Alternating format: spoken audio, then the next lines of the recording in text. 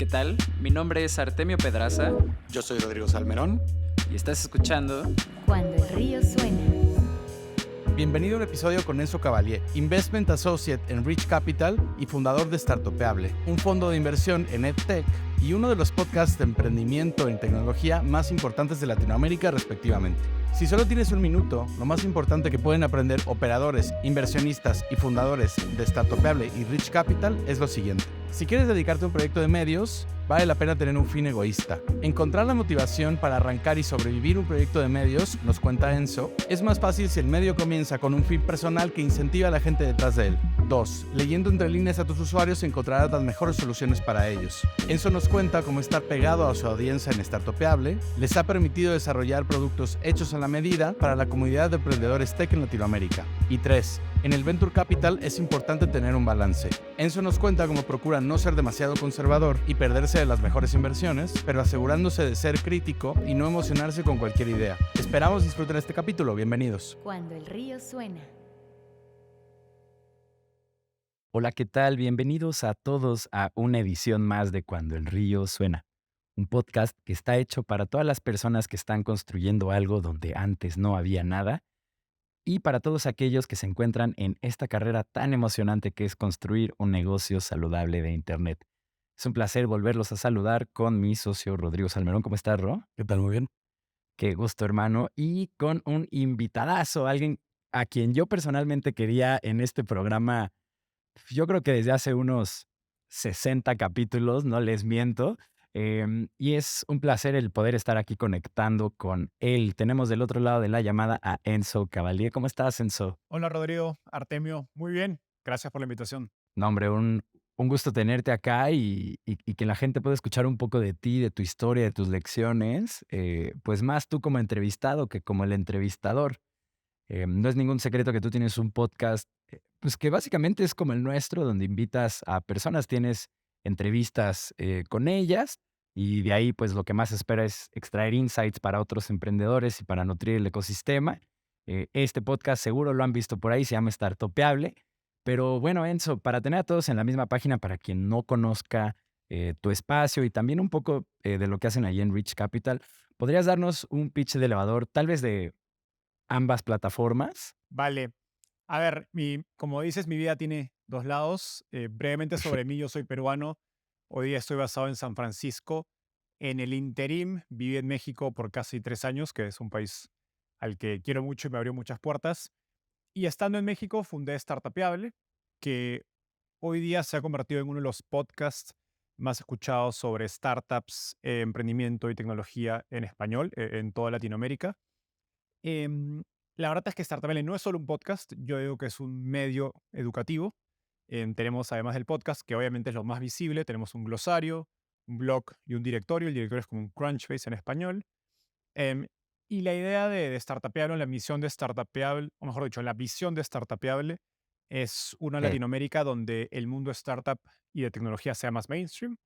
Creo que es un mundo que ofrece muchas oportunidades de desarrollo económico y también de impacto. Y aún es un mundo muy chiquito, muy poquita gente lo conoce, aunque los que estamos dentro pensáramos que somos muchos, en verdad es enano y puedo tirarte números para mostrarles por qué en Estados Unidos es gigantesco.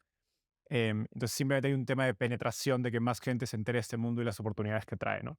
Entonces eso es el trabajo que hago del lado de Startupeable, que es de algún modo mi compañía, que lo hago por las noches y por los fines de semana. Y durante el día trabajo en un fondo de Venture Capital, de inversión en startups, que se llama Rich Capital, enfocado en la intersección entre educación y tecnología, o como se conoce como EdTech o Education Technology. Este es un fondo basado en Silicon Valley, por eso es que estoy viviendo en San Francisco. Y básicamente lidero las inversiones en Latinoamérica para este fondo desde que me uní hace casi ya, poco más de 2 años ya. Fantástico, pues ahí lo tienen, una pequeña introducción a quién es Enzo Cavalier, el perfil de este capítulo.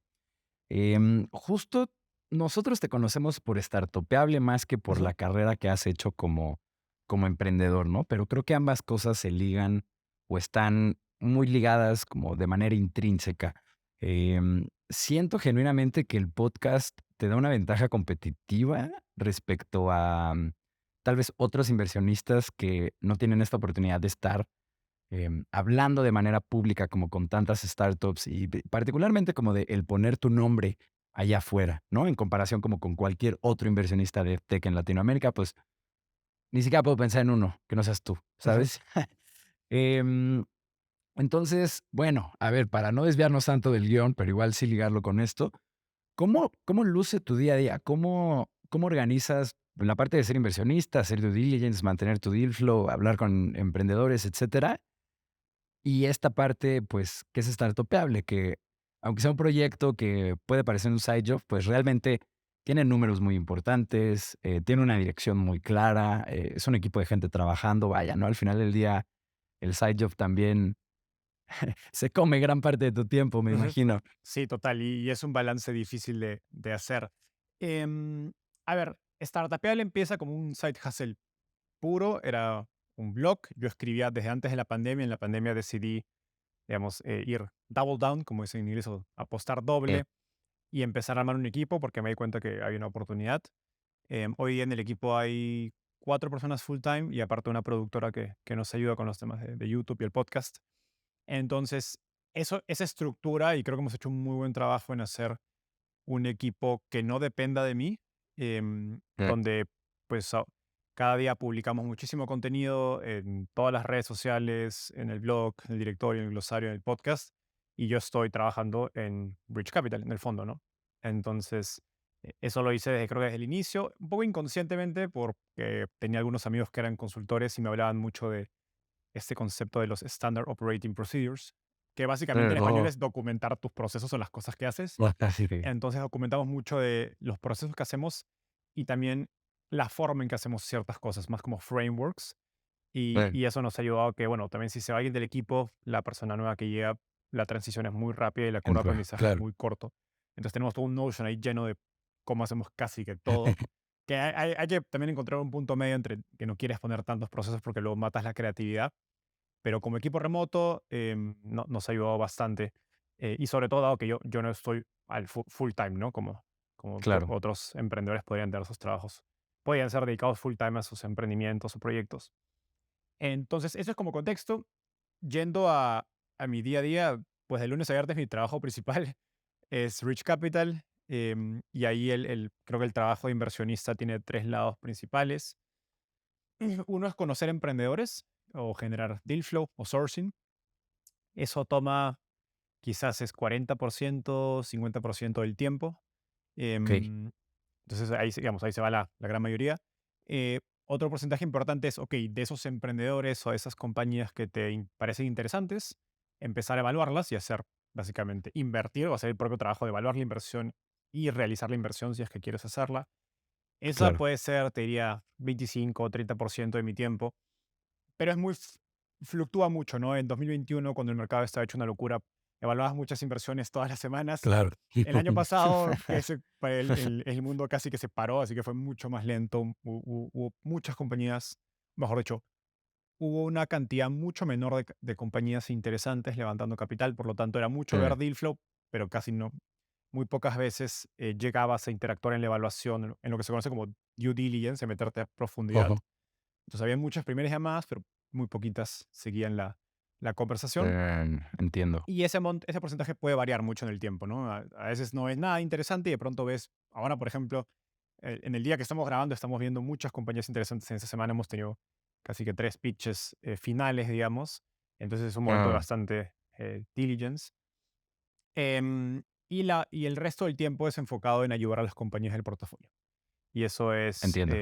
cualquier forma en que puedas ayudar a un emprendedor, desde, bueno, llamadas mensuales o semanales incluso para resolver problemas, introducciones con talento, con clientes y con algunos contratos estratégicos. Yo personalmente, por la forma que soy, me involucro mucho más en conectarlos con clientes, con estratégicos, porque Ah, siempre voy conociendo gente en áreas, digamos, adyacentes a la industria de educación y tecnología, gente en universidades, directivos de HR o people en grandes corporativos, etcétera. Esa es la manera en la que entiendo. yo trato de ayudar más, pero bueno, depende de cada sector, cada inversionista, tienes sabores distintos. De repente, si eres un experto en tecnología, en growth, pues te metes mucho más a eso. Yo, pues, no sé de content marketing, pero no sé de producto o de de desarrollo, entonces no voy a ayudar a una compañía en esa manera, pero hay otros miembros en el equipo en que sí pueden hacer eso, ¿no? Claro. Oye, pues qué interesante esto que nos comentas sobre las fluctuaciones del mercado y cómo, vamos, eso altera el deal flow que recibes y que, vamos, y que evalúas todos los días. Vamos a profundizar más ahí un poco más adelante, pero ahora por concentrarnos un poco más por el lado de Startupeable, te queríamos preguntar cómo, bueno, porque Startupeable, así justo como nos contabas, es un producto muy grande, ¿no? Tiene el brazo del podcast, pero tiene un glosario importante y luego hay artículos, e incluso dentro pues de su sitio se conectan unas cosas con otras. Sí, que de hecho, perdón, breve paréntesis, si estás metido en esta carrera del venture capital o de levantar inversión o de querer echar a andar una de estas compañías, yo creo que el directorio de Startupeable es es como un lugar que tienes que visitar mínimo una vez, tienes que echarte un clavado y saber que eso existe, independientemente de si lo necesitas o no. Ajá. Vayan a echarle un ojo a esa herramienta porque creo que es la única en su tipo en Latinoamérica. Cierro paréntesis. Sigue. Sí, está Em, Crunchbase, pero es muy Estados Unidos céntrico, digamos, ¿no? Y no claro, tiene Sí, está poco inversionistas. latinizado, ¿no? Ujú. Hay muchos Sí. ángeles o fondos pequeños que no salen. Y digamos, es el trabajo que hacemos más manual de curar. Pero dado Ujú. que ya tenemos el tráfico de emprendedores e inversionistas, esas mismas personas nos buscan y pueden registrarse. exacto. Que entonces tienes ese feedback loop que hace que tu base de datos, a medida que tienes más tráfico, se convierta en la principal, ¿no? Que es lo que tiene Crunchbase, pero para Estados Unidos. Claro. Claro, pues bueno, justo como estamos mencionando ya, los 4, ¿no? Es un producto robusto, tiene, pues, varios ejes sobre los que actúa y están todos conectados unos con otros, ¿no? Entonces, la pregunta que queríamos hacerte es, ¿cómo es que vas añadiendo las siguientes? Vamos a tratarlo como producto porque Ujú. somos un estudio de producto, Eso entrevistamos, es. ¿no? O sea, muchas de las conversaciones van alrededor de eso. ¿Cómo vas añadiendo las siguientes funcionalidades? Vamos, ¿cómo decides cuál es el siguiente paso estratégico que debe de seguir Startupeable? Me imagino que tiene que ver con escuchar a tus usuarios, pero nos da mucha curiosidad, ¿cómo recabas de ellos la información? Es interesante la manera en que frameas o enfocas la pregunta, porque nosotros en Startupeable, uno de nuestros valores es think of products, not content. Porque Mm. la gran mayoría de personas, empresas, agencias, etcétera, que crean contenido de marketing, obviamente, porque es content marketing, lo, no están haciendo contenido, están haciendo promoción de su producto. Sin duda. Ujú. Entonces tú uno se mete a LinkedIn y ve las páginas web de una empresa y dice, oye, ¿por qué no tiene seguidores? ¿Por qué no tiene interacción? Bueno, porque lo único que estás haciendo es como si fuera digamos, una pantalla de televisión y estás hablando y hablando y hablando de tu producto, ¿no? Entonces creo que la palabra contenido ha dejado de funcionar, mejor dicho, las personas, las empresas, los profesionales, los creadores que hacen buen contenido suelen pensar en contenido como producto y no como contenido. Em, y un poco eso es Claro. algo que tenemos muy metido en la manera en que trabajamos. Ahora, yendo a tu pregunta en específico, Startupeable, como te digo, empieza como un blog. De hecho, yo personalmente escribí en 2019.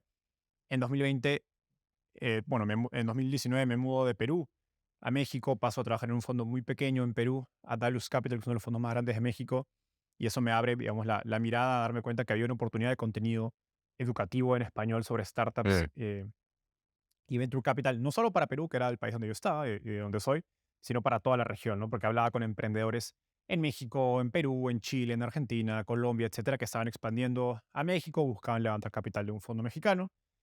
Y me doy cuenta que hay una oportunidad mucho más grande. Hace sentido lanzar una marca pues regional, ¿no? Eso es el origen de Startupeable a inicio del 2020. Y la pandemia, bueno, de modo que empezamos unos meses antes, la pandemia creo que corrimos la ola, porque la pandemia pues trajo mucho interés a la economía del Internet, a la economía digital, a las startups, etcétera, porque obviamente se beneficiaron por la pandemia. Em, y eso trajo pues interés de inversionistas, gente común, periodistas, etcétera. Y pudimos correr esa ola porque éramos uno de los medios que ya estaba posicionado. Ahora, para correr esa ola, fuimos lanzando más productos, un poco siguiendo lo que nuestros usuarios nos decían. Entonces, empezamos con el blog, que la idea era de como llevar al español mucho el contenido que yo personalmente consumía sobre startups de Estados Unidos y adaptarlo a la realidad latinoamericana. Esa era la premisa más sencilla, de la manera más, digamos, más simple. Ajá. En el proceso empezamos a hacer guías sobre, digamos, me acuerdo, fintech, e-commerce, proptech, tratar de mapear y describir e informar acerca de sectores clave y como que construir diría, como que teníamos grandes pilares de temas que queríamos cubrir y empezar a hacer contenido sobre eso. Pero de pronto nos dimos cuenta que nuestros lectores nos decían, oye, hay varios términos que utilizas que no entiendo, ¿no? O qué significa go to Ya, market, o qué significa, a veces incluso, qué significa fintech, ¿no? Y entonces ¿cómo tratábamos de no? explicar esos conceptos en el mismo blog, pero sí, bueno, si escribes digamos, el mundo de startups y tecnología está escrito en su gran mayoría en inglés, entonces en cada Claro, blog post no me podía poner a explicar cada término que estaba mencionando. Y hay términos incluso que por más de que los quieras traducir, pues pierden el sentido si los traduces. Y claro. eso fue la respuesta natural, ok, hagamos un glosario. Y a la vez es una perfecta herramienta de SEO, ¿no? Y SEO ha sido fue el principal motor de crecimiento de Startupiales, sobre todo al inicio. Ejem. Entonces, por eso lanzamos el glosario. Em, Luego el directorio vino por una razón similar. A medida que el blog de Startup, o mejor dicho, la audiencia de Startupiable empieza a crecer, más gente me escribía por LinkedIn. Oye, Enzo, estoy levantando capital para una startup Actec. ¿Con qué inversionistas debería hablar? Oye, Enzo, estoy levantando capital para una startup de tal. ¿Con quién Em, debería hablar? Y teníamos una base de datos, era un Airtable, literalmente. Y les decía, oye, creo que deberías hablar con tal, tal y tal, con tal, tal y tal. Luego dijo que mejor te mando la base de datos porque ya no tiene sentido. claro. Mm, Y a un punto dijo que ya no puedo. No puedo simplemente hay que, responder hac- estas hay preguntas. que usarle un front. Exacto. Y bueno, literalmente el primer front era un Elementor en WordPress con Airtable y ya luego hicimos el directorio. Entonces fue muy natural. Y creo que lo interesante, uno de los hilos conductores fue que yo por algún motivo me metí a aprender de SEO y fue el principal motor de crecimiento y todas esas segundas, o sea, el blog, el glosario y el directorio en términos de SEO hacen una sinergia perfecta, ¿no? Y hoy día el Claro. 60% del tráfico de Startup es SEO en la web. Entonces, fue perfecto. Nuevamente, sin querer, yo soy economista, no sé absolutamente nada de marketing digital, así que todo fue en la marcha, mucho de suerte, sin duda, que creo que en emprendimiento muchas de las cosas tienen que ver con suerte. Buen timing, bueno, vino COVID, favoreció y obviamente estábamos preparados y bueno, también le metimos muchas horas de trabajo para aprovechar esa ola, ¿no? Claro. Y el podcast sí vino un poco más de manera, te diría, accidental. Uno de mis mejores amigos, mejor dicho, un buen amigo de Perú es influencer de finanzas personales y él había invertido en una productora de podcast y me dijo, oye, deberías hacer un podcast, deberías hacer un podcast. Y me dijo, bueno, básicamente te lo financiamos al inicio, no te cobramos absolutamente nada para que lo hagas porque yo no tenía ni tiempo ni manos, o sea, el equipo todavía no daba para hacer eso. Y bueno, lanzamos el podcast y obviamente sobre la base de una audiencia existente. Y eso nos favoreció mucho para empezar y bueno, desde entonces ha seguido creciendo. Hoy día el podcast es la principal fuente de ingresos de Startupiable, porque siempre monetizar pues audiovisual es mucho más sencillo que monetizar Claro, texto, blogs, ¿no? etcétera. Claro. Oye, pues qué interesante, porque todo este camino es el mismo que probablemente has escuchado tú, pues ya más de 100 veces, ¿no? Que por o bueno, pues si contamos el blog, pues tal vez Ujú. es otra cosa, pero es el mismo camino que siguen las startups en iteración de producto, escuchar a los usuarios, añadir funcionalidades, testear, probar, ir avanzando, ¿no? Incluso sacar versiones más primitivas, como ahora que comentas, primero el Airtable, después el Elementor, Ujú. después subir el El director. la base Ujú. de datos, pues, el directorio.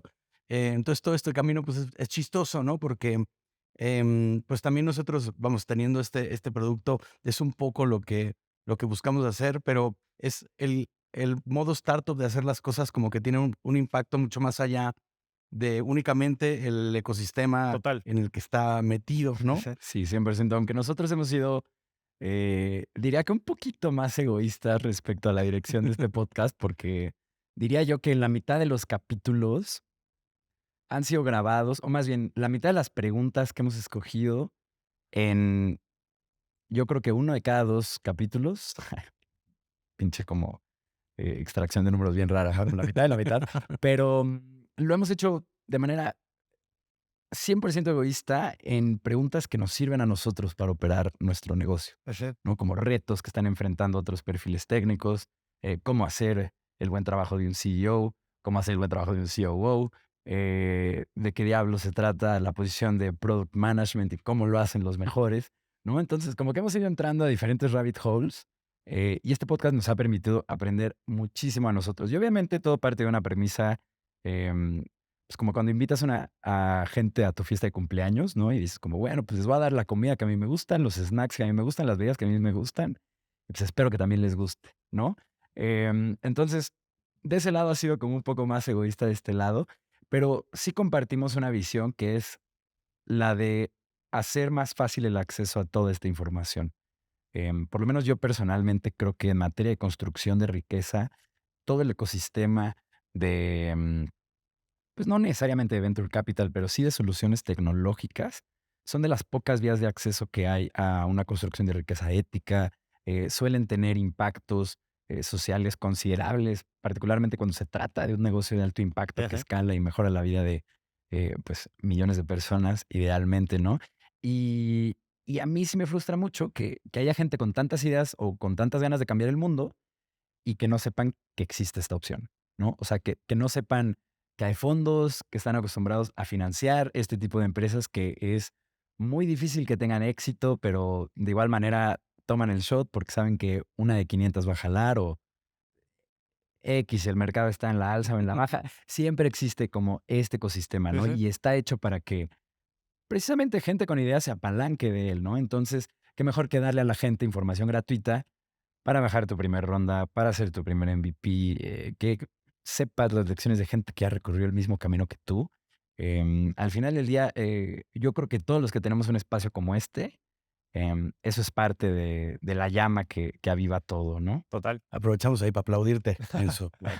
Tu labor, porque, Sí, sí, sí. no, porque justo como mencionabas, de hecho, si tienes a la mano alguno de los números que, que mencionaste hace rato, ¿no? De la penetración en Estados Unidos del ecosistema versus Latinoamérica, nos encantaría escucharlos. Em, un poco para darnos, igual incluso nosotros que aunque tengamos esta herramienta podcast para un poco canalizar talento y tips y, ¿no? Mejores prácticas, etcétera, pues puede ser que no lo tengamos tan presente porque, pues, sin duda que, vamos, popularizar más, este ecosistema o estas dinámicas, pues, nos benefician a todos, ¿no? Sí, a ver, un número que es bastante sencillo y me ha tocado conversarlo con varios emprendedores, es, a ver, en Estados Unidos hay varios podcasts, hay varios shows sobre startups, sobre tecnología, que tienen millones de descargas o vistas al mes. Startupea le genera 50.000 vistas al mes, entre descargas y YouTube, etcétera, y somos uno de los primeros. Entonces la diferencia es abismal. Claro, Y yo sé los números de varios de Claro. los podcasts de mis competidores, que también son amigos, y están por allí, un poco menos, un poquito más. Em, si sumas los varios, es enano, es, no sé, 5% de la audiencia de Estados Unidos. em, es muy pequeño.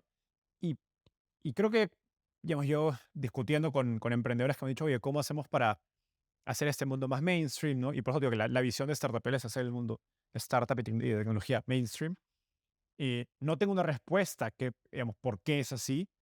Creo que una es, bueno, el ecosistema startup en Latinoamérica lleva 10, 15, 20 años, si quieres jalar y decir que Mercado Libre, bueno, fue la primera compañía.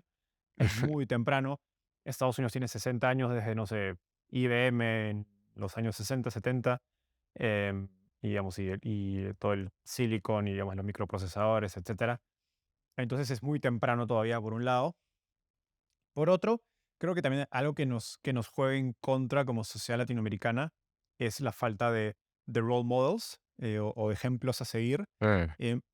Y conversando con muchos emprendedores, digamos, exitosos que han tenido exits de cientos de millones de dólares latinoamericanos, o fundadores de unicornios, muchos de ellos prefieren ser low profile, prefieren no salir en el podcast. Mm, Me han dicho, oye, prefiero claro. la verdad no salir porque la verdad es que bueno, por un tema de seguridad, porque bueno, nuestros países no son muy seguros, entonces nadie quiere salir a decir, sí, acabo de vender una compañía por tal cantidad de dinero, ¿no? O incluso muchos fundadores Claro. cuando hemos mencionado algunos de los datos de ventas o no sé, el éxito, el tamaño de la compañía, me piden que no pongan los números, que retire los números de YouTube o del Sí. podcast, porque prefieren, ok, voy a contar mi historia, pero prefiero ocultar esos números, ¿no? En cambio, digamos, y no es una crítica a ellos, porque probablemente si yo tuviera familia, pues haría lo mismo, ¿no? Claro, Y claro, estar en, claro. en esa situación. Sobre todo si comparas con los emprendedores tradicionales de nuestros países, que suelen ser aún más de low profile, y por eso la gente en general, el latino promedio desconfía tanto de los empresarios, ¿no? Y bueno, y están metidos con gobierno y son súper, digamos, súper oscuros, shady. Entonces, esos emprendedores que, bueno, son un poco más transparentes, igual tampoco quieren ser tan públicos. Em, en cambio, no sé, J Balvin, Maluma, youtubers, influencers, son súper públicos. Entonces, claramente, todos los siguientes jóvenes, las siguientes generaciones jóvenes, como quien quiere ser, como quienes ven, me explico, como Claro, reggaetoneros, claro. como artistas. La vez pasada salió un estudio que decía que quieren ser los latinos, ¿no? Y ponía como las profesiones por país y salía youtuber, influencer, no sé, Chorro quizás de en influencers, Brasil sí. futbolista, ¿no? Porque claro, ves a Neymar, ves a todos los futbolistas con mucho éxito, ¿por qué no? Porque ves eso como un camino viable de crear éxito, digamos, de crear riqueza, etcétera. Pero no ves a un emprendedor tecnológico, ¿no? O sea, hay gente que no sabe quién es David Vélez de Nubank, Justo. o no sé, otros fundadores de Clip, de Kavak, no son públicos. Entonces, ¿por qué esperaríamos que los jóvenes empaticen con ellos si es que no están escuchando a ellos? ¿No? En cambio, si escuchas la historia del Chicharito, no sé, de Guardado, de Memo Ochoa, de no sé quién, Claro. qué futbolista mexicano ahorita le esté rompiendo, digamos, no, creo que es bien fácil entender por qué el ecosistema es tan pequeño, ¿no? Claro, sin duda. Y también algo que yo creo que hemos notado desde este lado del podcast también es que los emprendedores más recientes, digamos, más recientes en su rol de founders bueno, operadores de la C-suite, pero que llegaron a ese puesto más recientemente, son más propensos a hablar de números, de, ¿no? Bueno, a tomar más el rol de figura pública. Y en cambio, cuando vemos a emprendedores que llevan más tiempo en la carrera, se parecen más al emprendedor tradicional del que estás hablando, que son mucho más cuidadosos con los números, no, o bueno, te cuento el número, pero ya no te digo de qué ciudad vengo, ¿no? O Claro. sea, haciendo trade-offs de O este te tipo. o te digo el número encriptado para que tú hagas las mates, pero no lo digo tal cual, ¿no? Y en Claro. Estados Unidos, si te das cuenta, es todo lo contrario, ¿no? La gente no tiene problema Al de hablar de sus revés. números. Que Sí, a veces no, también andan puede ahí en parecer un Twitter. poco cocky o altanero cuando la gente habla de sus billones. Pero bueno, o sea, tampoco creo que parte del problema es que mucha gente sataniza la riqueza, ¿no? Y creo que Exacto, no tiene justo. sentido. Sí, y menos en este ecosistema. Ok. Bueno, siempre cuestiónense todo, por favor. Em, pero pero bueno, ya lo habíamos platicado, ¿no? A ver, para no seguir, extendiéndonos. Vámonos a la pausa. Sí, sí, Enzo, nos vamos a la pausa de este programa. Les recuerdo a toda la gente que nos esté escuchando que en cuandoelriosuena.com ustedes se pueden suscribir a la newsletter de este programa y recibir una notificación cada que saquemos un capítulo nuevo, todos los lunes de manera religiosa. Sin más que agregar, les dejo el último anuncio hasta el final del programa para que se queden con nosotros. Regresamos. Estás escuchando Cuando el río suena, un podcast de conversaciones con agentes expertos y emprendedores del mundo digital. Tus anfitriones son Rodrigo Salmerón y Artemio Pedraza, fundadores del estudio de estrategias e interfaces digitales Acueducto. Para más información, visita cuandoelriosuena.com. Si encuentras valioso este podcast, por favor ayúdanos a compartirlo con un amigo o síguenos en Spotify o iTunes. Muchas gracias. Regresamos con Rodrigo y Artemio.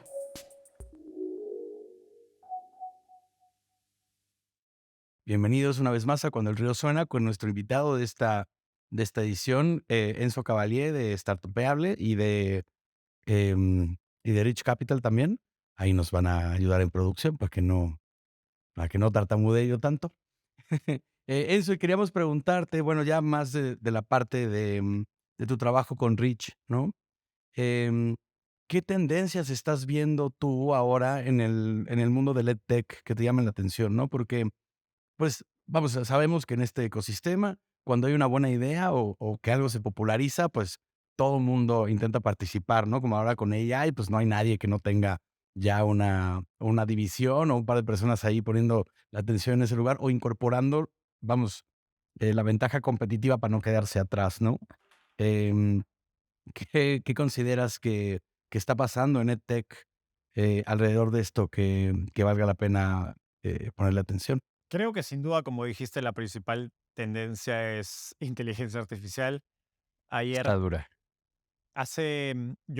yo soy uno de los responsables de revisar dentro de Rich Capital digamos, los correos en frío que nos llegan de emprendedores.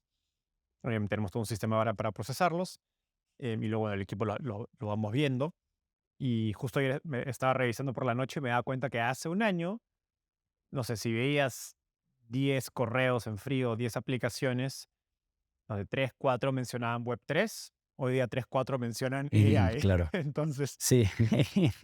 eh, Me y encantan hay los memes. es un meme tal cual, ¿no? Eres una página web que está utilizando digamos, la API de OpenAI por detrás, ¿no? No haces nada más, pero bueno, ya eres un AI startup.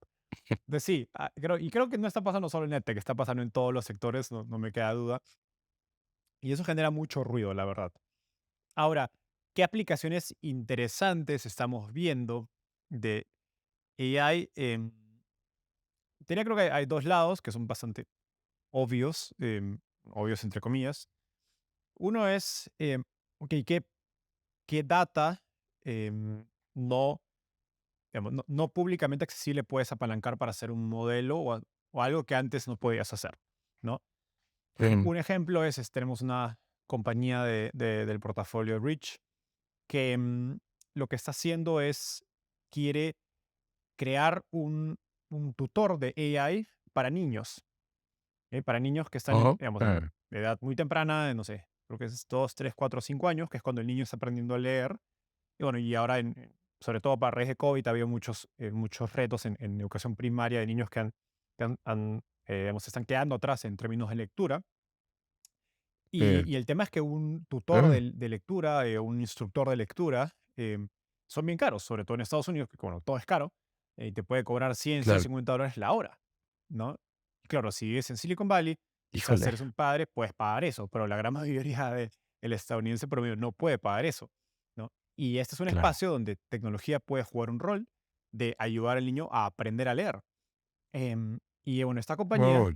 ¿a qué reto se enfrentaba? Es que oye, tú tienes Siri, tienes Alexa, no sé, el de Google, no recuerdo cómo se llama, y ellos entienden a una persona conversar y digamos, puedes interactuar con ellos a través de la voz, ¿no? El problema es que esas mismas herramientas de AI o asistentes no entienden a un niño, porque el niño te habla, "Hola", está como aprendiendo a leer justamente, ¿no? Claro, claro. Cuando el río, y de repente se equivoca, ¿no? Entonces, ¿cómo puedes ayudar a ese niño si es que no tiene? Entonces, esta compañía lo que ha hecho es, bueno, Uf, ¿qué pasa? Si tú a una persona le pones un audio de un niño hablando, que está aprendiendo a leer, probablemente no lo entienda. Si le pones el texto y le pones el audio, probablemente sí lo entienda, porque puedes conectar las palabras con los sonidos. Entonces, esto mismo ya. que es un efecto para que una persona entienda, se lo puedes enseñar a una computadora, a un modelo. Entonces, han Mm, alimentado un modelo y ahora ujú. tienen básicamente una tecnología propietaria que entiende a niños. Y por lo tanto, ahora están Qué creando poderoso. personajes que luego interactúan con niños a través de, bueno, un iPad, una aplicación que tienen la interfaz, y pueden coachear al niño en su proceso de aprendizaje a leer. Eso no lo puede hacer Siri, Google, OpenAI, etcétera, porque ellos tienen una base de datos propietaria, que obviamente han entrenado con miles de niños, y también han agarrado mucho contenido de YouTube y otras bases de datos de niños hablando que no se les entiende para entrenar a su propio modelo a que entienda a un niño hablar, ¿no? Entonces creo que Claro. ese es un ejemplo, y puede aplicarse a muchas cosas. Otro que se me ocurre rápidamente, no sé, un latino aprendiendo a hablar inglés. ¿Cómo le das feedback? Hay una Claro. compañía que se llama Speak, que ha levantado mucho capital, incluyendo OpenAI, que está yendo por ese lado, ¿no? Un tutor de aprendizaje de idiomas. Em, entonces creo que el gran problema es si quieres aplicar ChatGPT para algo, bueno, van a salir mil compañías más que hagan eso, ¿no? Tienes que pensar a qué base de datos eh, o técnica de entrenamiento de un modelo puedes utilizar para Exacto. desbloquear realmente una ventaja competitiva como esta compañía que les mencioné. Eso es de un lado. Claro, y Y, vas. disculpa, y del otro No, no, es, no. es menos AI, es más productos. Creo que o sea, creo que ChatGPT, y siempre se me viene a la mente, hay una entrevista de Sam Altman donde él dice, nosotros lanzamos GPT-3 hace un año, ¿no? O un poco más. Y nosotros queríamos ser en un inicio infraestructura y estábamos esperando a que alguien más lance ChatGPT. Pero como nadie lo hacía, bueno, lo hicimos nosotros porque necesitábamos ese momento Ya. iPhone que haga que AI se vaya mainstream para que la gente empiece a hablar sobre esta tecnología y empiece a utilizarla, empiece a jugar con ella, digamos, y se empiece a ver estas iteraciones y feedback loops para que AI entre y penetre la industria, no más allá de una empresa utilizando la API. Como nadie lo hizo, bueno, ellos utilizaron. Entonces, ChatGPT, lo que es genial acerca de ChatGPT es que es una interfaz muy sencilla de utilizar. Entonces, creo que hay varias oportunidades de hacer eso, pero para varios casos de uso, pero ya no es AI. El producto realmente Ujú. es más qué tipo de interfaz de usuario puedes hacer súper poderosa, súper fácil de usar, eh, que tus usuarios dentro de cierto segmento amen, ¿no? Y bueno, es difícil, o sea, hacer buenos productos, experiencias de producto Claro. que sean wow, como Es lo más ChatGPT, es difícil, ¿no? difícil. No es simplemente meterle más data a un modelo. Claro. No, y estás diciendo también 2 cosas que son muy importantes para cualquier trend, ¿no? No necesariamente ahora en AI, sino, em, no se trata nada más de subirse a una ola, sino cuál puede ser tu diferenciador, dentro de esa ola, ¿no? Y claro, o sea, vamos, esto como inversor de un fondo, pues hace todo el sentido del mundo, ¿no? Que esta sea justo la propuesta. Y también del otro lado, ¿no? Del lado del producto, que es mucho más relevante, la parte de la usabilidad, la parte de el engagement, ¿no? Todo lo demás que está alrededor del uso de una tecnología que la misma tecnología. Yo creo que estos 2 son muy buenos consejos para, las personas que nos están escuchando y que están, pensando apenas en cuál es el producto que quieren desarrollar, la startup que quieren lanzar, pues, son 2 diferenciadores importantes, que buscan, pues, los inversores, de cualquier lugar, Ajá, ¿no? O sea, ajá. sin importar la industria. Y ahí el cien por reto es que ciento ChatGPT, al lanzar su su App Store, o su tienda de plugins, se convierte en una herramienta que es muy Uf, horizontal, que puede competir contra muchas compañías que están haciendo, o sea, sí, muchas de las compañías que están haciendo páginas web con API, con ChatGPT, tienen que ser 10 veces mejores que ChatGPT, si no, ¿por qué? O sea, ChatGPT tiene cientos de millones de usuarios. ¿Por qué si ya tienes ChatGPT descargarías otro, no? Y es la misma. Ahí la pregunta es la típica, ¿no? ¿Por qué hay estos datos, ¿no? Que te muestran que un usuario promedio utiliza 10 aplicaciones en su teléfono? ¿Por qué descargarías una 11, ¿no? Entonces tiene que haber una razón súper fuerte para que uses una más o dejes de utilizar una de las que ya utilizas. Y no basta con, ok, claro. soy ChatGPT 20% mejor, tiene que ser considerablemente mejor. Y de repente eso implica que tienes una usabilidad pensada específicamente para, no sé, para el workflow de una enfermera dentro de Exacto. un hospital. Si no, no va a ser suficiente para que alguien deje de utilizar ChatGPT, que ya tiene la distribución. Sí, yo creo que ahí está la gran oportunidad de conectarse a la API de OpenAI. Creo que genuinamente es la especialización lo que no tiene Ujú, ChatGPT, ujú. ¿no? Puedes preguntar muchas cosas, puedes pedirle que simule ser un experto de X, Y o Z, pero incluso tú como experto en un tema, cuando te habla de tus cosas, podrás decir, aquí el 75% del contenido Es está, útil. Ujú, ujú. es muy útil.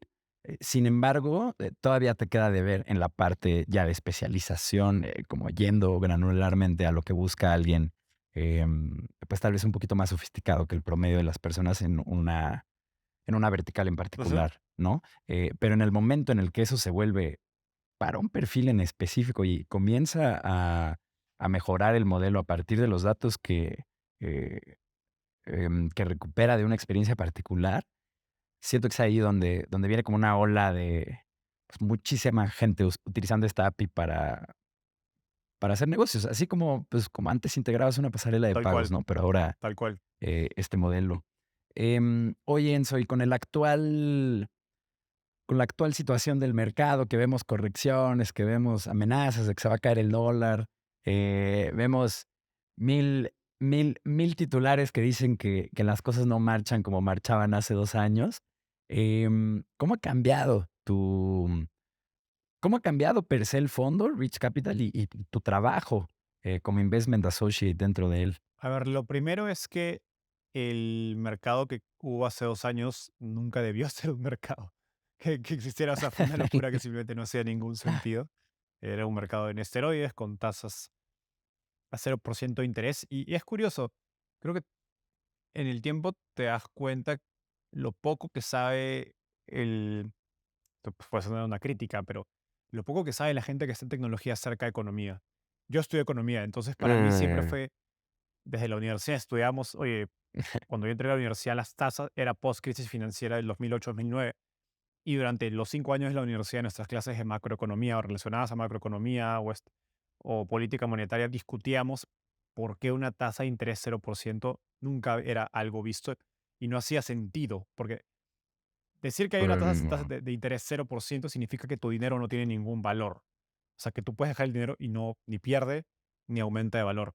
Y eso en la práctica no tiene lógica, porque tú con ese dinero podrías hacer algo, ¿no? Y por lo tanto, tu dinero, esperarías que tu dinero tenga valor, digamos, Cierto que valor, genere claro. cierto retorno, que es lo que estamos viendo hoy día, ¿no? Ahora hay cuentas que te están pagando en Estados Unidos 4 o 5%, en México creo que están 10, 12% en pesos, porque el dinero, pues uno lo puede invertir en algo, puede generar retornos en un negocio, prestándole a alguien más, entonces tiene lógica Claro. de que debería generar valor, o sea, que sea cero no tiene ningún sentido, ¿no? Entonces era, bueno, una discusión casi teórica porque era algo que en la teoría de economía te decía que no podía hacer ningún sentido.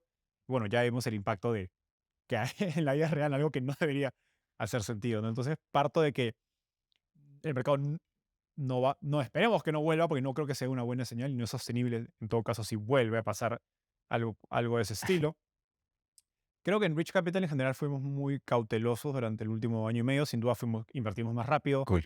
a diferencia, como cualquier fondo. Creo que hay fondos, hace poco escuchaba a Doug Leone de Capital, que es uno de los fondos más importantes de Silicon Valley, Ajá. decir, a ver, nosotros sí caímos un poco en los excesos, pero caímos mucho menos que varios fondos competidores nuestros. Creo Ya. que nos pondrían Rich en algo, digamos, en un caso similar. Hemos visto muchas locuras. Creo que invertimos en algunas evaluaciones quizás altas, o algunos deals que eran quizás mercados, que eran de COVID y también ahora Eh, en Estados Unidos se dice mucho este concepto del Zero Interest Rate Phenomenon. O sea, ese negocio o ese mercado fue un fenómeno de tasa de interés de 0%, como Web3, por ejemplo. em, Em, entonces hay mucho de eso. Creo que fuimos bastante em, cuidadosos digamos, pese a todo. Pero sí, era difícil. O sea, cuando veías a tanta gente invirtiendo detrás de algo, uno se empieza a cuestionar, oye, ¿estoy haciendo lo correcto? O quizás estoy siendo demasiado claro. conservador y me estoy quedando atrás, ¿no? Y bueno, Y el FOMO es real. total, ¿no? Como pasaría en cualquier aspecto de la vida. Em, entonces sí, como les decía hace unos minutos, el año pasado fue un mercado mucho más cauteloso, mucho más lento, a ver qué pasa. Pero también pasó del otro lado, digamos, del lado de los emprendedores o las startups, es que muchas compañías el año pasado han tenido que hacer muchos cambios, o sea, ha sido un año de transición. Ayer conversaba Sí. con un emprendedor cercano que me decía, bueno, el año pasado fue un año muy duro, votamos a un 80% de nuestra planilla, o sea, redujeron a un quinto, y eso es una startup Dios. latinoamericana. Ellos habían levantado varios millones de dólares y me decía, redujimos a un quinto de la planilla, ha sido durísimo, mucho trabajo. Hoy felizmente el negocio sigue yendo bien, está creciendo, ya estamos casi cerca de ser rentables. Entonces ha sido un año de transición para muchas compañías y por lo tanto, pues si estás despidiendo un 80%, 70% de tu planilla, es muy difícil enfocarte en levantar capital. Entonces, por lo mismo, las mejores Mm, compañías que estaban haciendo los cambios necesarios, que vieron el mensaje del mercado diciéndole, oye, ya no valoramos, ya no te vamos a invertir o dar capital si es que creces a lo loco y quemas dinero sin ningún sentido, las compañías que vieron el mensaje y empezaron a hacer los cambios, pues no es algo de la noche a la mañana, no es una transición. Y esas son las claro. mejores compañías en las que quieres invertir. Esas compañías el año pasado estuvieron ocupadas haciendo esos cambios, pero hoy ya empiezan a salir al mercado nuevamente. Hemos visto muchas compañías. El año pasado, creo que nuestra última inversión fue, no sé, a inicios del año, algo así, y hace un mes hemos Eh, empezado a hacer, perdón, pero no, ya estoy más. exagerando quizás, pero hubo como 6 u 8 meses que no hicimos inversiones. Órale. Y hace ya un mes, si no me equivoco, 2 meses hemos empezado a invertir y ahorita estamos haciendo casi 2, 3, 4 inversiones en los últimos 2 meses. Entonces sí se ha incrementado la velocidad, pero mucho porque esas compañías buenas que realmente quieres invertir ya están volviendo al mercado, porque pues ya están en una etapa donde empiezan a crecer mucho más rentables, con modelos de negocio que hacen mucho más sentido, mejores unit economics, etcétera. Claro, tiene mucho sentido esto que cuentas. Incluso quien estuviera buscando mucho capital hace un año, pues puede ser que no hubiera terminado de entender la situación donde estaban Sí, sí, metidos, sí, ¿no? sí. Y las reestructuraciones que tenían que hacer para continuar siendo, bueno, para continuar vivos, ¿no? Igual y ahora ya no están, ya no están para pedir dinero otra Sí. vez. Em, Y eso también queríamos, retomando un poco trabajo en Startupeable, compártenos a nosotros y al resto de nuestra audiencia que también pueden tener pues esfuerzos como de reach grandes como puede ser un podcast, ¿no? ¿Cuáles son tus 3 lecciones más grandes? Ahora que ya tienes, me parece 115, me parece que justo acaban de Es- publicar el capítulo 115, Sí, pero bueno, correcto. después de más de 100 episodios de Startupeable, ¿cuáles consideras que son las 3 lecciones más grandes que te ha dado pues arrancar este proyecto tan grande, ¿no? ¿Para quién? ¿Lo dices en general? Sí, para personas que estén haciendo un proyecto como de mucho reach, ¿no? Como puede ser lanzar un podcast, abrir un canal de YouTube, abrir un blog incluso, ¿no? Como este tipo vamos, de esfuerzos de marca grande. Digo, Startupeable es como un sistema mucho más Ujú. robusto y es de educación, ¿no? Pero pues también es muy admirable el trabajo pues de Ujú. reach, ¿no? Como Sí. de proyecto de difusión masiva. Ujú. A ver, lo primero que les diría es que lo hagan por una razón egoísta, porque es en contenido, y bueno, creo que en muchos proyectos o sea, hay mucha bulla, tocas, o sea, y nuevamente, en contenido es un músculo que muy poquita gente desarrolla, al menos que trabajaste, no sé, en arte o en televisión y de pronto tienes prácticas de eso, pero si estás en cualquier otra área de negocio, en producto, ingeniería, etcétera, e-commerce, lo que sea, y te metes a hacer contenido, es probable que no tengas ninguna experiencia y muy poquita gente a tu alrededor la tenga. Entonces, para Sin desarrollar duda. ese músculo necesitas disciplina.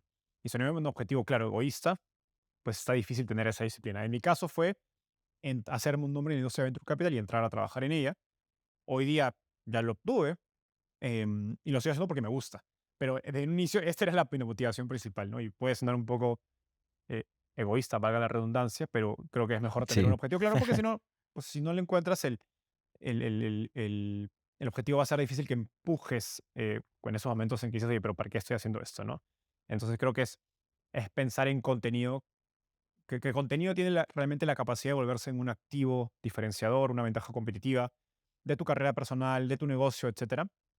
Entonces tienes que tener un objetivo claro de para qué lo estás haciendo y para eso meterte a hacerlo. Al menos de que no, de repente eres un actor y te gusta hablar a la cámara, pero son casos muy específicos. La persona que escucha ese podcast probablemente no es esa Sí, no, es persona. Entonces dificilísimo. estoy hablándole justamente de eso, ¿no? Ujú, Que claro. así como quieres desarrollar tu habilidad de hacer marketing digital pagado, bueno, contenido es exactamente lo mismo. Es un músculo que tienes que desarrollar con un objetivo en mente claro, ¿no?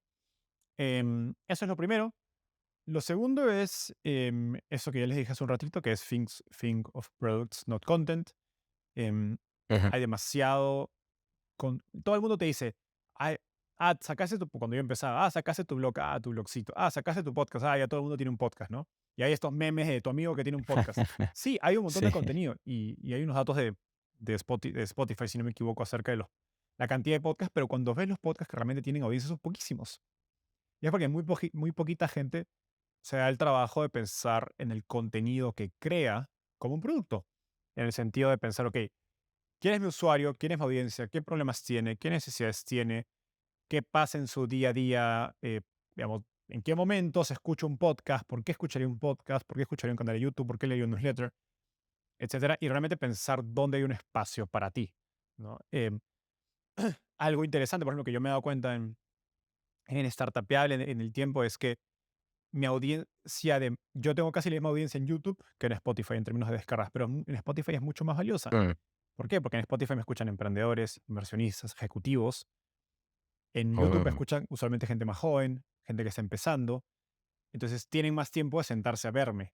El otro audiencia, el que está en Spotify, están en el gimnasio, están corriendo, están caminando, están viajando, porque no tienen tiempo para sentarse a ver un video de YouTube, ¿no? entiendo. Entonces, creo que es nuevamente pensar en esas cosas al momento de crear el producto, el contenido, y pensar más en el usuario antes de pensar en tu producto, que creo que es algo que se ve muy, muy común como error. Em, En todo. sí, sí, total, pasa lo mismo con productos, etcétera. Pero creo que Sí. y es gracioso porque mucha gente, muchos emprendedores de startups que han levantado varios millones de dólares, etcétera, me buscan oye Enzo, ¿no? ¿Me ayudarías a crear contenido para mi compañía? ¿Me puedes hacer consultoría, advisory? Incluso me han pedido que les produzca podcast, etcétera. No, Eh, no lo hago, pues porque no me da el tiempo. Si me gustaría hacerlo, quizás sí, en algún momento sí. Hoy día no puedo hacerlo. Entonces me dice, ok, ¿quién me recomiendas para que lo haga? No, que estoy buscando un content manager. Y le digo, la verdad es que no sé a quién recomendarte. Vas No, tú. no tengo nadie. Porque la gran mayoría de profesionales o especialistas de contenido que yo he conocido son buenos haciendo contenido. Son buenos haciendo artes, grabando, editando, audiovisual, copies, etcétera, escribiendo un blog, etcétera. Pero son muy poquitos, o contados, al menos en la experiencia que yo he conocido, los que pueden agarrar eso y conectarlo con un objetivo de negocio. Y la parte de objetivo de negocio es la parte del producto. Es, ok, Claro, ¿por qué le interesa este blog post a mi cliente? ¿Por qué lo puede llevar a través de un funnel para convertir? ¿Cómo alimenta ese lead para que eventualmente sea un cliente o no? Y pues, sí, hacer contenido que pensar el cliente, pero tampoco se trata de hacer contenido por hacer contenido. Hay muy poquita gente que claro. he conocido que tiene eso. Y creo que va de la mano con que el ecosistema en Latinoamérica es pequeño, entonces todavía falta, a medida que crezca, va a haber más gente haciendo marketing de contenidos a nivel profesional, y eso va a hacer que el ecosistema se profesionalice más, etcétera. Por ejemplo, la compañía que probablemente lo hace mejor es Platzi, y yo he conversado con varias de las personas que trabajan en Platzi y te dicen que sí, que tienen un poco lo que yo les decía, ellos están de acuerdo, me decían, sí, pero acá como que tenemos muy pegado ese foco de, ok, ¿por qué estamos haciendo una pieza de contenido? ¿No? ¿Cuál es el objetivo de esta pieza de contenido? Ser muy conscientes de qué impacto tiene el usuario, cómo puede convertirse en negocio, etcétera, ¿no? No es publicar por publicar. Claro, 100%. Varias cosas que mencionas me resuenan mucho. De entrada, como el primer objetivo egoísta, nosotros también arrancamos este podcast en gran medida porque lanzamos la landing page de nuestro estudio y nadie de nuestra red de contactos inmediata entendió lo que hacíamos. Entonces dijimos, bueno, pues toca por acá educar para que empiecen a entender qué es producto, qué es tecnología, qué es diseño, cómo se hace todo esto, ¿no? Y por otro lado, también algo que a mí me gusta decirle a la gente que estamos contratando en nuestro equipo de contenido, que también poco a poco crece, es que nosotros somos sí una empresa que desarrolla software, pero también en medida que tenemos el podcast, nuestra conferencia y como todos estos esfuerzos en redes sociales, somos una compañía de Ujú. medios. Y tal cual como una compañía de medios, estamos obligados a servir a un set de audiencias con dos cosas muy sencillas, o educarlos o entretenerlos, pero es una tarea que como compañía de medios, pues la tienes en perpetuidad, Ujú. ¿no? No es algo como de los fines de semana o de una planeación durante un tiempo, realmente durante todo el año, las 24 horas, ¿no? Si es Navidad, con un gorrito de Santa, si es septiembre acá en México, pues con uno de mariachi, pero es realmente estar ahí como una compañía de Ujú. medios. Entonces estamos llegando al final de este programa. Esta es la última pregunta. Esta se la hacemos a todos los entrevistados que vienen a este espacio y es la siguiente. Ante los retos que enfrentas como inversionista y fundador de Startupeable en los próximos años, ¿hay algo que te quite el sueño? ¿Cuáles son los retos más grandes que ves en tu norte? Eh, Te diría dos, uno para cada lado. Del lado de Rich Capital, creo que el mayor reto está pegado a lo que hablábamos de inteligencia artificial. Se siente que es una ola, digamos, fortísima que va a cambiar el mundo, como que lo está cambiando, que va a ser la nueva plataforma. Yo sí soy de los que cree que va a ser como el Internet, incluso, y que va a generar cambios a esa escala. Creo que lo que me quita el sueño es ese punto medio donde no quieres llevarte digamos, ser llevado por el FOMO, ¿no? Y por la ola de, ok, AI, pero tampoco Claro, quieres ser tan incrédulo, porque si eres demasiado incrédulo, te pierdes justamente todas las oportunidades que van a salir. todas las Entonces es un punto oportunidades. medio que es difícil de balancear, como nos burlamos, ¿no? El meme este, hay un meme del el villano de Scooby-Doo que sale con una máscara y dice startup de inteligencia artificial, y luego en la siguiente foto le quitan la máscara y dice llamada de API a OpenAI, ¿no? Como diciendo, en verdad no es una startup de inteligencia artificial. El problema es que si eres Claro, demasiado cínico, bueno, te vas a perder todo, ¿no? O sea, porque algo de lo que va a salir va a ser compañías interesantes. Entonces creo que es un tema de mentalidad que bueno, uno tiene que estar atento a sus propios pues, sesgos ¿no? 100%, Y el lado inversionista al final no nos pagan por no invertir, te pagan por invertir. Entonces, sí, precisamente. decir no es bien fácil, en Es verdad. importante. Eso es de un lado. Del lado de Startupeable, creo que el mayor reto hasta ahora sigue siendo monetización. Hacer como tú decías, tú eres una agencia con una compañía de medios. pero la compañía de medios te adquiere clientes a ti, a tu negocio de agencia. A mí, yo no soy una agencia, entonces soy una compañía de medios per se, ¿no? Entonces tengo que vivir de publicidad, de sponsors, etcétera. Y es un reto pensar en el modelo de negocio para Startupeable. Eh, Mi plan eventualmente es hacer que Startupeable se convierta en un fondo, y eso es una manera de monetizarlo. Genial, Pero cool. creo que hay muchos modelos de negocios del interim que se pueden probar, ¿no? Educación, incluso en algún punto, como les decía, ¿no? Tuve emprendedores buscándome para que básicamente para que sea su agencia en marketing de contenidos, que es otra alternativa que pensé de algún modo. Pero básicamente gran parte de mi tiempo lo paso pensando en cómo monetizar eh, Startupeable, porque después si no monetizas no es Startupeable. sostenible, ¿no? Eh, Claro, entiendo. y Y ahí es está. este reto entre quiero hacer que el mundo de startups sea más mainstream, pero esa audiencia más mainstream también vale mucho menos respecto a la audiencia actual que ya me conoce, ya me escucha, ¿no? Que es Entiendo, la audiencia que ya está dentro del mundo entiendo. startup. Fantástico, pues ahí lo tienen. Enzo, muchísimas gracias por venir a este espacio. Sabemos lo ocupada que puede ser la agenda de todas las personas que vienen acá, entonces te lo agradecemos de corazón. También te agradecemos a ti que estás escuchando esto, el haber llegado hasta este punto del episodio. Y te recordamos que en cuandoelriosuena.com te puedes suscribir a la newsletter de este programa para recibir una notificación cada que tengamos un capítulo nuevo para ti. De igual forma, estamos cocinando cosas muy interesantes para nuestra conferencia anual LATAM Startup. Vayan al sitio web de latamstartup.club. Les repito, latamstartup.club, así como lo escuchan, sin .com, sin .net, sin .mx, latamstartup.club. De verdad, Enzo, muchísimas gracias. Muchas gracias, Ru, y gracias al equipo de producción que hace esto posible. Nos vemos a la próxima.